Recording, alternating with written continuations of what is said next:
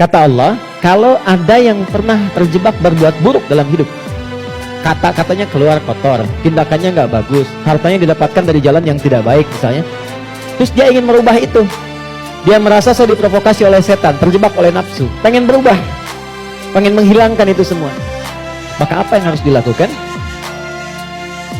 Tsumma yatubuna min qarib. Ini yang indah, bab ini yang paling penting. Fokus baik-baik. Ini yang paling penting dan ini yang paling dahsyat yang bisa kita dapati saat ini. Tsumma yatubuna min qarib. Jadi kalimat enggak bisa dihapus dulu, biarkan dulu sini. Teman-teman gini. Kemudian saat dia sadar itu salah, dia bergegas ingin segera memperbaiki.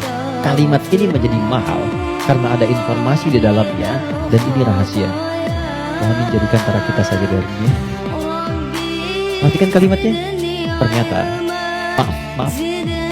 Seburuk-buruknya perbuatan yang pernah dikerjakan oleh manusia, rahmat Allah menjadikan setiap manusia itu selalu mendapat kesempatan cahaya untuk kembali. Karena itu, seburuk apapun perbuatan yang pernah dilakukan, pasti akan ada kilatan di hati kita yang mengingatkan, apa masih mau begini terus? Bisa nggak saya berubah? Pernah nggak merasakan itu? Ya, bisa nggak saya tahajud malam? Bisa nggak saya sholat? Sampai kapan saya mau begini? Nah, itu yang mahal.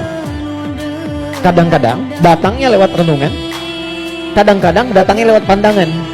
Misal Anda pulang dari pekerjaan, kok tiba-tiba Anda lewat ke depan masjid yang banyak orang sedang menunaikan sholat. Tiba-tiba Anda lewat ke pesantren yang anak-anak kecil sudah bawa mushaf, pengen menghafal. Sudah melihat kan? Pertanyaan saya, kok bisa Anda lewat situ padahal bisa melalui jalan yang lain? Itu kalau bukan sayang Allah, gak mungkin diberikan demikian. Kadang-kadang lewat pendengaran, kadang-kadang pendengaran dan penglihatan. Pendengaran misal taklim di masjid, Masjid Raya Pondok Indah, atau misalnya MLBJ di sini, suara keluar, Anda lewat situ. Begitu Anda lewat, terdengar kalimat bertobatlah kepada Allah sebelum kita semua wafat. Padahal kalimat itu ditujukan pada jamaah yang di dalam, tapi suaranya keluar, Anda yang dengar. Kok bisa Anda dengar itu? Kadang-kadang pendengaran dan penglihatan, Anda pengen lihat YouTube, ngecek yang lain, tapi yang keluar pengajian. Yang paling dahsyat jawaban dari pertanyaan Anda selama ini. Nah, itu yang dimaksudkan. Kalau Anda mengalami momentum seperti itu, kata Quran, cepat ambil. Karena Allah sedang memberikan kasihnya secara langsung tanpa campur tangan siapapun. Biasanya, kalau dalam kondisi seperti itu disambut oleh seorang hamba, maka muncullah rahmat Allah pada saat itu yang akan langsung merubah hamba itu menjadi kekasih Allah Subhanahu wa Ta'ala. Makanya tidak sedikit orang menjadi kekasih Allah. Kekasih itu maksudnya sangat dekat dengan Allah, sampai doa pun baru minta dan jawab. Siapa di antara mereka aulia Allah itu? Rata-rata ada di antara mereka yang tadinya pelaku maksiat, terus merasakan nikmatnya taubat, meningkat ibadahnya, dan sekatnya seakan-akan menjadi jauh, terpisah, lepas dari dirinya, nyambung ke Allah begitu cepatnya, doanya cepat terjawab, zikirnya terasa dengan nikmat. Itulah aulia Allah. Nah, jadi yang ingin saya katakan adalah, kalau satu kali berbuat salah, terfikir, kemudian ada kilatan di hati kita, di pikiran kita, atau mendengar atau melihat sesuatu mengarahkan kita untuk bertobat, cepat ambil itu. Cepat ambil. Itu yang dimaksud Quran surah ke-29 di ayat yang terakhir. Walladzina jahadu fina lanahdiyannahum subulana.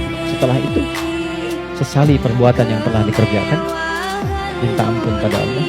Kalau terkait dengan manusia, minta maaf, datangi. Dan jangan merasa sungkan. Jangan merasa sungkan.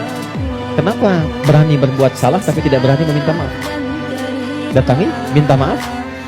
Apapun yang ia lakukan, kata-kata dan sebagainya, tidak akan pernah mengambil hak Anda, tidak akan mengambil kesempatan Anda, waktu Anda, tapi membebaskan semua sekat yang ada dalam jiwa kita.